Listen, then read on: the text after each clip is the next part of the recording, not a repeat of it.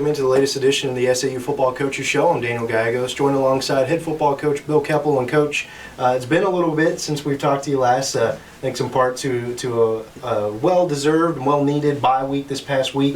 But we'll go ahead and talk 2 weeks back. Definitely needed. The Southern Nazarene game, homecoming game, technically the last game at home here at Wilkins Stadium. Your team very impressive on both sides of the ball, offensively, defensively, even some good things in the special teams. Come away with a big win, going undefeated at home for the first time in a very long time. Talk a little bit about that game and particularly like the atmosphere of the homecoming crowd, because it was a good one. It was a great one. You look out there, mule gating was very active. Had a great crowd. I think we had over 5,000, which is good for us here. Ain't got a whole lot more room for that in our stadium, but obviously, you're outside looking in. Well, Southern Arkansas is supposed to do that to those guys, and that's true. That's a true statement. But if you looked at Nazarene and what they had done to some of their recent opponents, I mean, East Central. Golly, with 2 minutes left to go in the game, it's a 2-point game. And East Central kicks a field goal to make it a 5-point win. And you look at them against Ouachita. Ouachita scored 3 touchdowns against Southern Nazarene. So we were quite concerned going into the football game. At least I was. I don't know if our players were or not, but I was very concerned going in. If your team, and this is the same thing you see in college football on every landscape. I mean, if your team's not ready to play mentally and you play down to your opponents, then you're setting yourself up to get beat, and that's the thing we wanted to harp on, trying to get better, each week, trying to get better as a football team, and if I'm a fast guy, play fast. If I'm a big guy, play physical. I mean, and that's what you got to be, because if you don't play up to your attributes, you're playing down to their level, and you're susceptible to get beat anytime. So we played really well. We really did. Very proud of our football team. So you've got that game, obviously a lot of positives coming out of that. Rolling into a bye week, we talked about how it was very much needed. A good spot in the season to have a bye week. I think you go and you battle each and every week for the first 7 weeks, and then you get a chance to kind of step back a little bit, get some bodies healthy.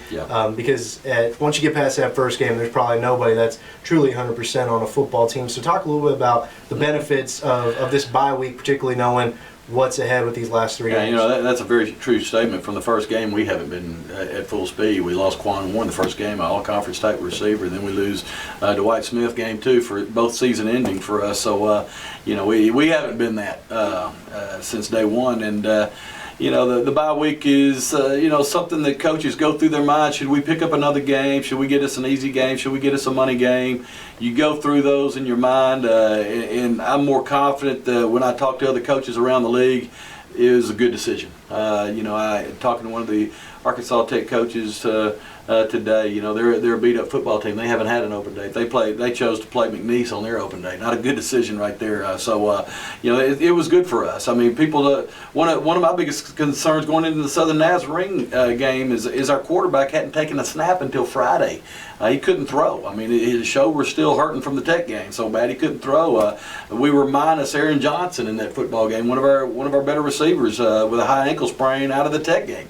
Those are things that people don't see on the outside looking in. I mean, we had a lot of bumps and bruises. It was a great opportunity to get some of those healed. Obviously we still got some guys that got some things that are holding them back a little bit right now. Aaron's not really back at full speed yet.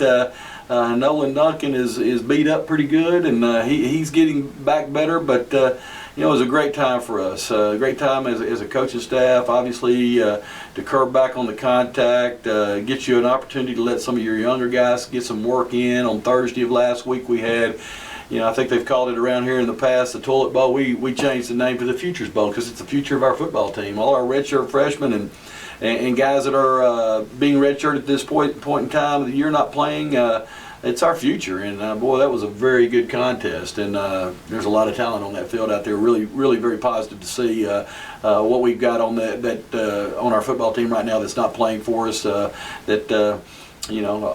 Barring them not taking care of their schoolwork, they'll be there next year ready to go. So that's all very positive. And, gets you a chance to sit back and do a little recruiting.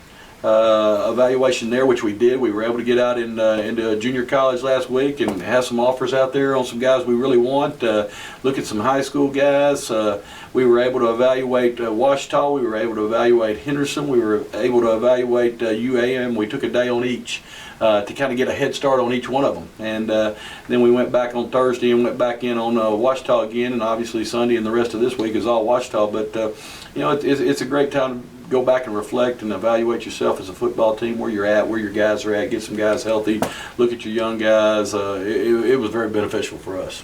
Yeah, during that bye week, obviously, there were some football games that were being played throughout the Great American Conference, and as it shook out, Henderson suffered its first loss regular season in a couple of years, and now OBU came out close win against Arkansas Tech at home, 14-9. That was a little bit of a surprising score. And that leaves Washita, the team that we're playing next, is the lone unbeaten team in the Great American Conference, and regional rankings have just come out, so kind of the playoff picture, with at least within the region, is starting to take shape a little bit, and Washita right up there at number 4. So kind of talk about a little bit about that, knowing where they are in terms of their playoff hopes and where your team is trying to close out the end of the year. Well, obviously, first of all, it shows you the balance in our league. Our league's very tough, very, very, very balanced.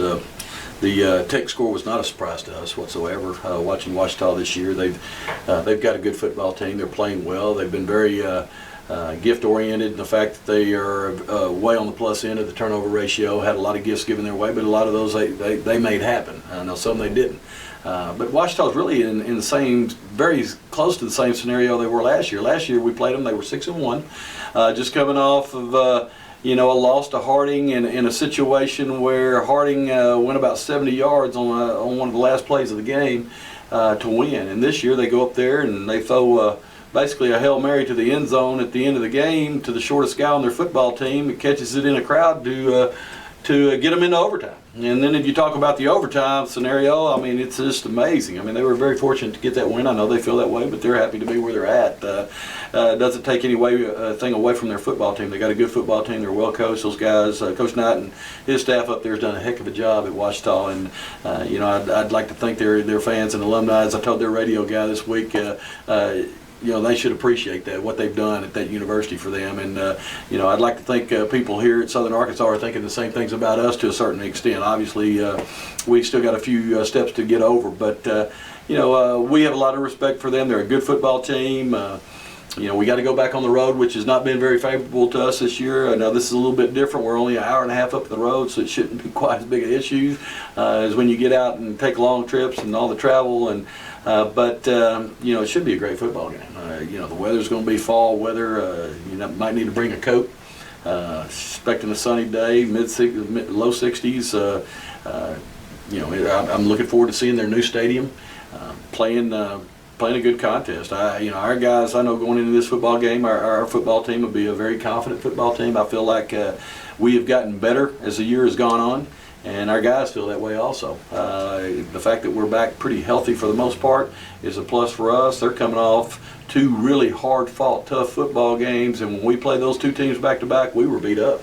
I'd hate to have been playing them the same week we played Southern As. So, those things could all play into our favor. It's you never know. It's college football. Our guys got to be ready, focused, and it should be a good game to watch. Really should. We appreciate it very much for your time. Again, that's head football coach Bill Keopple. He and the Mule Riders will travel to Washita Baptist in Arkadelphia to take on unbeaten Washita Baptist. That game is set to kick off at 1 p.m. at the new Cliff Harris Stadium there at Washita. Coach, we appreciate it and best of luck. Thank you. Appreciate it.